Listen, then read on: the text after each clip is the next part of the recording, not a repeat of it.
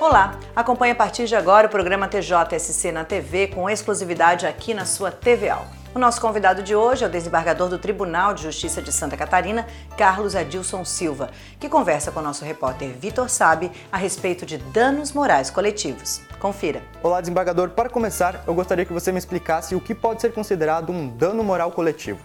Pois bem, até o advento da Constituição Federal de 1988, que vigia o Código Civil de 2016, o dano era exclusivamente patrimonial, ou seja, somente se indenizava os bens materiais em razão de uma lesão sofrida ou causada por alguém.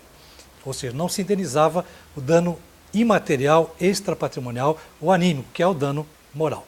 Por exemplo, vou citar um exemplo aqui em que o dano é exclusivamente patrimonial. Um acidente de trânsito em que o motorista ficou com algumas lesões físicas e que lhe reduziram a capacidade de trabalho.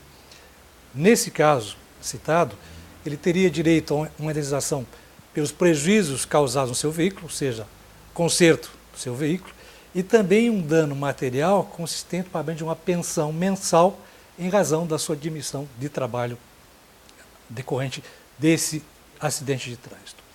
Com o advento da Constituição Federal de 1988, seu artigo 5º, que trata dos direitos e garantias fundamentais, incisos 5 e 10, passou a prever o direito fundamental à imagem e à honra das pessoas e também o direito à sua reparação em caso de violação desses direitos. Posteriormente, o Código de Defesa do Consumidor, que é de 1990, a Lei 8.078 de 1990, também passou a prever, no seu artigo 6º, inciso 6º, a possibilidade de reparação por danos morais em razão da violação às normas que tratam do direito de consumo, ou seja, a relação de consumo, fornecedor de serviços ou o comerciante ou o empresário. Depois nós tivemos o advento do Código Civil de 2002, que passou a vigir em 2003, que passou também a prever expressamente a reparação total, integral do dano, e aí leia-se dano material e dano moral, pelo seu artigo 944. Em relação ao dano moral coletivo, houve no início um dissídio no âmbito da jurisprudência e da doutrina pátrias, por quanto se entendia que era descabido, porque o dano moral, no entendimento até então vigente, era aquele que atingia a honra subjetiva do ser humano, ou seja, aquele sentimento de dor, aquele abalo psicológico que é passivo de sofrer apenas um indivíduo, e não uma coletividade. Felizmente, o pensamento jurídico doutrinário jurisprudencial evoluiu e passou, então, a condenar a prática de dano moral coletivo. Em síntese, dano moral coletivo é aquele derivado de um ato antijurídico, portanto, ilegal, que atinge um número indeterminado de pessoas ligadas pelo mesmo fato ou uma relação jurídica. Portanto, são denominados transindividuais, cujos titulares são indeterminados. Então, eles atingem a sociedade como um todo, e não o indivíduo na sua personalidade. É toda a coletividade, ou seja, quando afeta o meio social, afeta a tranquilidade do meio social, a vida do cidadão na sociedade. Uhum. E prejuízos causados ao meio ambiente, a patrimônios culturais e a bens de valor histórico e artístico também podem ser considerados danos morais coletivos, apesar de não atingirem diretamente pessoas? Sim, exatamente, pode sim. A Constituição Federal, no seu artigo 225, parágrafo 3º, e a Lei Nacional da Política do Meio Ambiente, prevêem o direito ao meio ambiente sadio e equilibrado, e também a sua reparação em caso da sua violação. A Lei da Ação Popular, a Lei 4.717 de 1965, que resguarda o patrimônio histórico e cultural.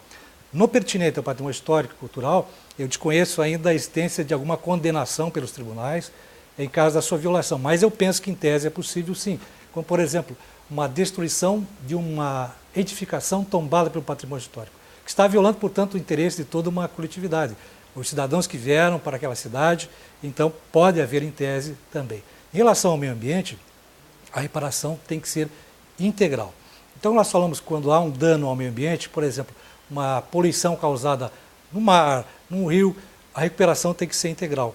Ou seja, o que é a recuperação integral?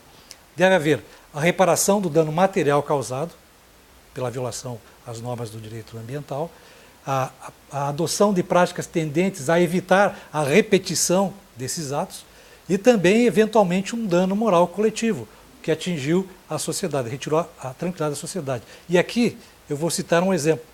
No mês de novembro do ano pretérito, a primeira Câmara de Direito Público, da qual eu faço parte, e eu fui relator de uma apelação civil em que houve a condenação de um piscicultor de uma cidade do interior de Santa Catarina, porque quando ele possuía 17 açudes, e para fazer a limpeza, a água acabou indo correndo para um rio.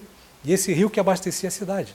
Contaminou, portanto, as águas do rio, faziam que a Casan, que é a empresa fornecedora de serviço, tivesse que triplicar a adoção de medidas preventivas para evitar a contaminação da água e até mesmo suspender os serviços da Casan, atingindo, portanto, a coletividade daquela cidade. Então, dano moral coletivo e ambiental.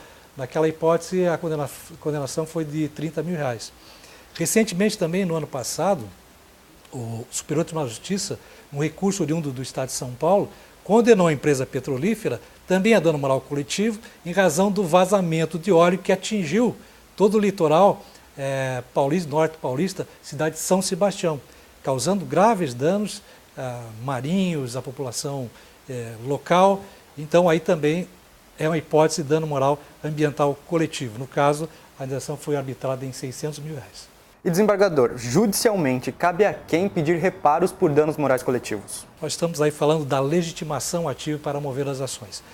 O veículo jurídico adequado é a ação civil pública, da qual é titular o Ministério Público Estadual, o Ministério Público Federal, no âmbito das suas respectivas competências. Também as entidades de defesa do consumidor também podem mover ações civis públicas na defesa dos interesses de seus associados. Mas esse valor é fixado numa pecúnia. Essa quantia, nós falamos não em pagamento de prejuízo causado, mas sim uma compensação pecuniária que é fixada em dinheiro pelo juiz ou tribunal, dependendo do caso, que serve para compensar os danos coletivos causados aos consumidores. Bom, desembargador, mas para punir é preciso que haja efetiva comprovação de que houve prejuízos. Mas como examinar e mensurar a gravidade de um dano moral coletivo? Bom, ele é imensurável, na verdade é imensurável, e o prejuízo é potencial, não é efetivo. O prejuízo efetivo é o prejuízo patrimonial. O prejuízo moral que nós falamos, ele atinge a coletividade no seu todo, não é um indivíduo em si mesmo considerado, mas toda uma coletividade. Então, a reparação tem que ser a mais ampla possível. E, nesse caso, o dano é fixado de acordo com a sua gravidade e a sua extensão. Ele é arbitrado pelo juiz, pelo dano moral causado à coletividade. E para onde vai e como é aplicado o dinheiro dessas indenizações? Bem, no âmbito do Estado de Santa Catarina, existe a lei, que é uma lei de 2011, a Lei do Fundo para a Reconstituição de Bens Lesados. É administrado por um conselho gestor, que é presidido pelo Ministério Público Estadual, atualmente o Dr. Fábio de Souza Trajano, subprocurador de Justiça, e também integrado, esse conselho também é integrado por diversas entidades, como a Fátima, o Instituto Geral de Perícias, a Polícia Militar Ambiental, o PROCON estadual também. E qual é a destinação desses recursos? Isso é importante destacar. Para a elaboração de projetos, as pessoas podem elaborar projetos na defesa dos interesses difusos e coletivos, defesa dos direitos morais coletivos, direitos dos consumidores, e também os recursos são utilizados, por exemplo, pela pesquisa que fiz, para a aquisição de viaturas para a Polícia Militar Ambiental, aquisição de barcos para a fiscalização marítima, aquisição de equipamentos para a Polícia Militar Ambiental, a aquisição de equipamentos e mobiliário de informática para os PROCONs, a aquisição de equipamentos para o Instituto Geral de Perícias e também no treinamento do pessoal da vigilância sanitária do âmbito estadual. Bom, o artigo 81 do Código de Defesa do Consumidor, que prevê os interesses e direitos coletivos, também trata dos interesses e direitos difusos ou danos sociais. Qual é a diferença entre os danos morais coletivos e os danos sociais? É verdade, o Código de Defesa do Consumidor, também denominado CDC, ele trata dos interesses e direitos difusos e os direitos e interesses coletivos, os quais se assemelham, mas são distintos.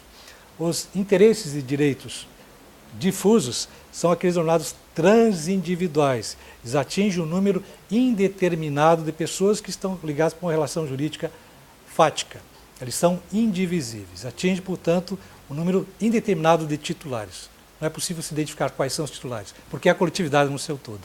Já os danos, os interesses e direitos coletivos são aqueles pertencentes a um grupo determinado de pessoas, um grupo que é possível de identificá-los, que decorre de uma relação jurídica contratual, como, por exemplo, os planos de saúde,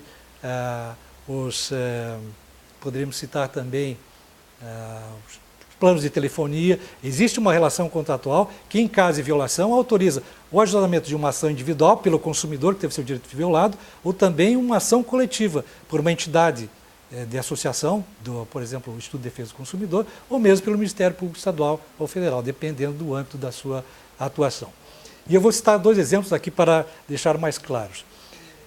Claro, as duas hipóteses. Interesses e direitos difusos.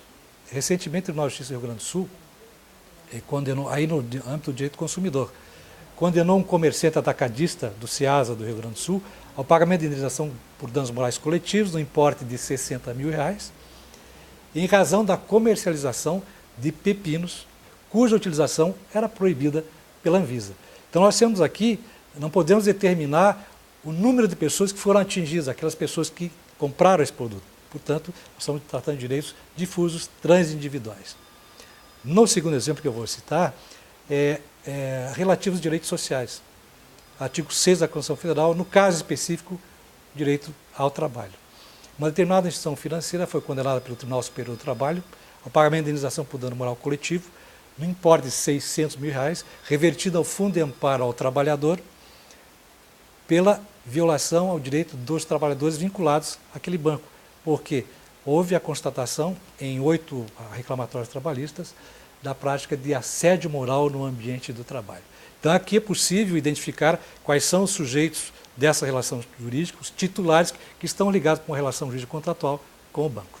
Muito bem, eu gostaria de agradecer pelos esclarecimentos e pela disponibilidade em conversar conosco. Muito obrigado. Eu que agradeço, foi uma honra.